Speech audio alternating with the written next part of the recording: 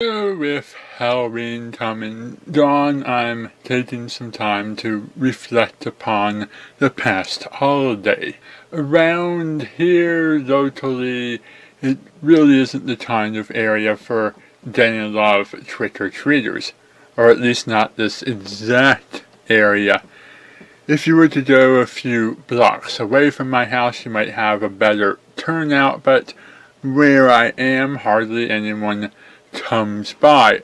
All of the neighbors have no interest in giving out treats, so they all turn their lights off, and my house ends up being the only one on the block with lights on that gives out treats. So most people tend to skip it and go to the more well-lit areas. I still put some minimal effort into the decorations and the treats and so forth, but it's hard to find the motivation and enthusiasm when there's almost no turnout. That being said, the highlight of the evening was this one group that came all dressed as Nintendo characters. It's always nice to have a group of friends who can all dress up as the same thing. We had a Peach and a Daisy and a Luigi, and one other character whose name escapes me at the moment. Everybody was female, and Luigi was the only one in suspenders, so I know it wasn't Mario or any of the other similar characters who filled the fourth space.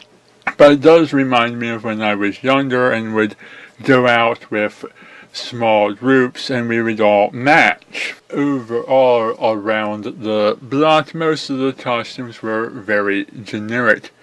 Skeletons and ghouls and pirates and things of that nature. Nothing that particularly stands out other than the Nintendo group. There was also a party at the mall where the comic book store that was hosting the event attracted a much nerdier crowd.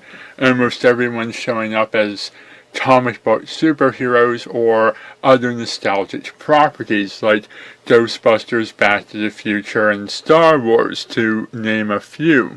And what I saw on that day made me think something about costumes. And here's a few of my observations. One, you can have a wide variety of costume quality, ranging from the average everyday clothing all the way up to the professional bought level. The average everyday clothing costume is simple to make.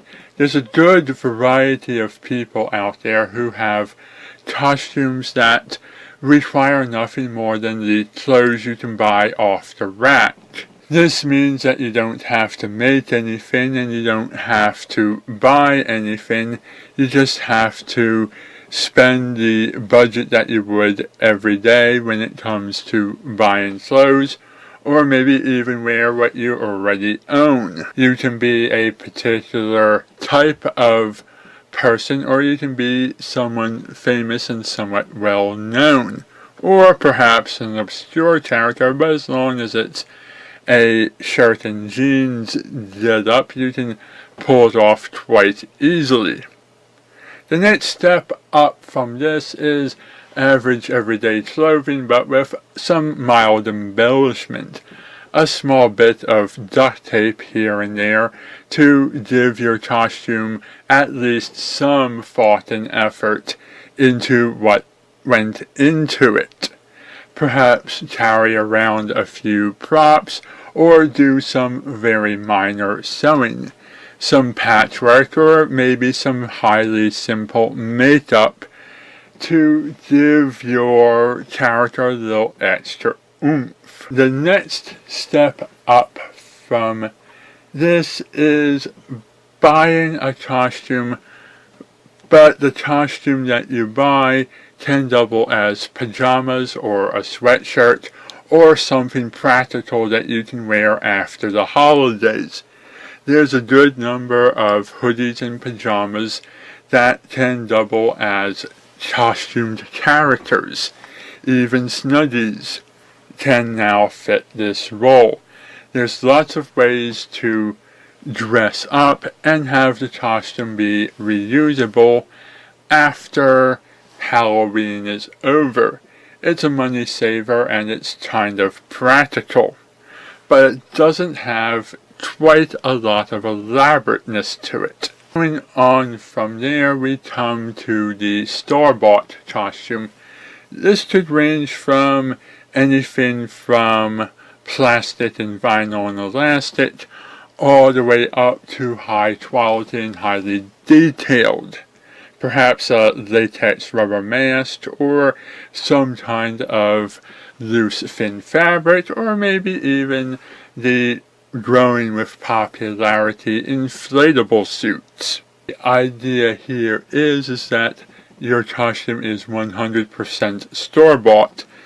It's going to have a decent amount of quality and it will be fun to wear. It maybe won't last for a good number of years, and it will be an extra added expense. But the store-bought costume can range anywhere in quality from ridiculously nothing like the character to exactly like the way the character should look in every detail. The next step up from this is the handmade costume, the one that I have a lot of respect for. You go out, you get yards and yards of fabric, you get some patterns, and you sit by the sewing machine stitching the costume together piece by piece, taking careful measurements and careful steps not to make mistakes as you assemble the costume one piece at a time.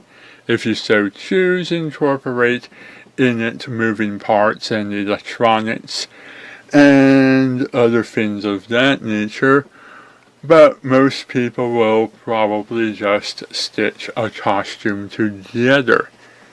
Making something by hand brings you a result that's as good as your own skill and the time and effort that you put into it. You can either have something that looks rushed or something that looks fairly impressive. And you have the extra added advantage of being able to create something that isn't for sale in stores just any place. And then you have the highest quality for the least effort and also the most money. It's called ordering your costume online. You get a Hollywood movie quality costume that looks like it's nearly identical to what would have been on set at the filming of the movie that the character is from. But it will probably cost you several $100s. While you don't have to do any sewing, you will have to do a lot of spending. Your costume will come out looking impressive, and everyone will flock around you and give you attention and want to take pictures with you, but it won't be nearly as nice as if had you made it by hand or taken any number of amounts of effort into assembling it.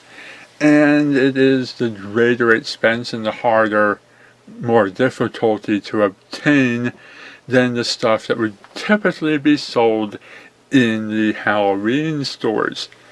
These $200 or more costumes, maybe even several $1,000s worth of costumes, certainly would not be sold off the rack.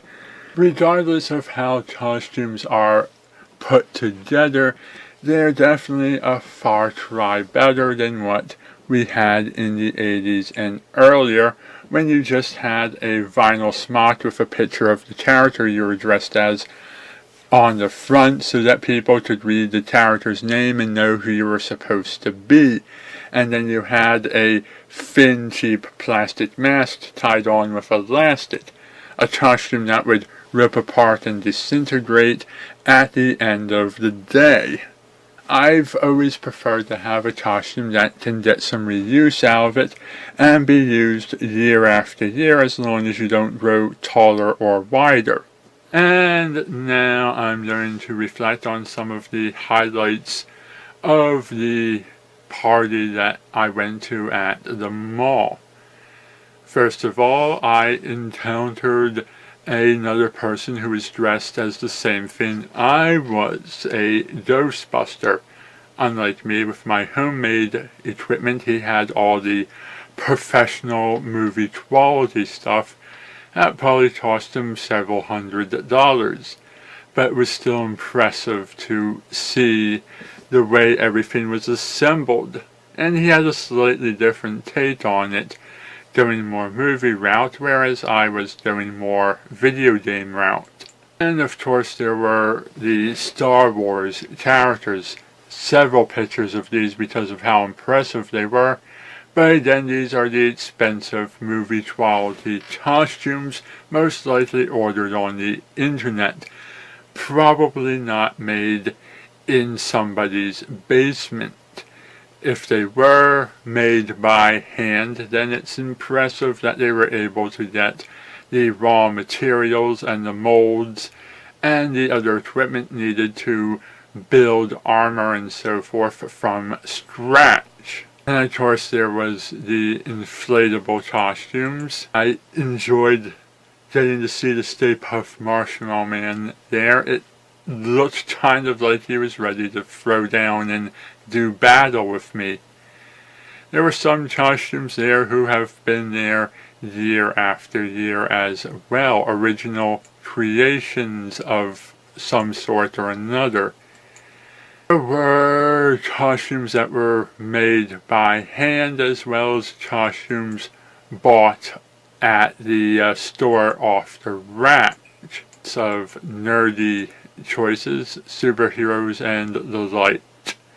There were also costumes that were the sweatshirt and sweatpants variety, where the hoodies come looking like they were costumes all ready to go. There were some people there who had helmets on that modulated their voice, so they sounded really like they meant to have the helmets on. And a few people who had some creative choices and didn't mind hamming things up once in a while. Big plushy costumes, and surprisingly only one out of the whole bunch that represented what I suspected would be the recent popular shows being represented. The Chewbacca costume was impressive because I know just how nearly impossible it is to sew those fins. I had costumes from people who reminded me of stuff that I had costumed in my past. Some characters appeared more than once, of course, in different varieties, and some took advantage of their height to do something unique. People there who were ready to pose as if they were at anime conventions, and people who you just had to catch as they casually walked by. Some people, I wonder if it was the parents' choice maybe to dress up as the character, as what normal kid would ever put this on. And at the end of the day, there was somebody who looked like he was ready for All Saints Day as opposed to Halloween. And All Saints Day is the project I'll be working on next. Overall, it was a fun time and people did a good job with what they had. I hope to have a decent turnout again next year, as the past years were less than impressive. Anyhow, that's all I have to say about that. Thank you for watching and good night.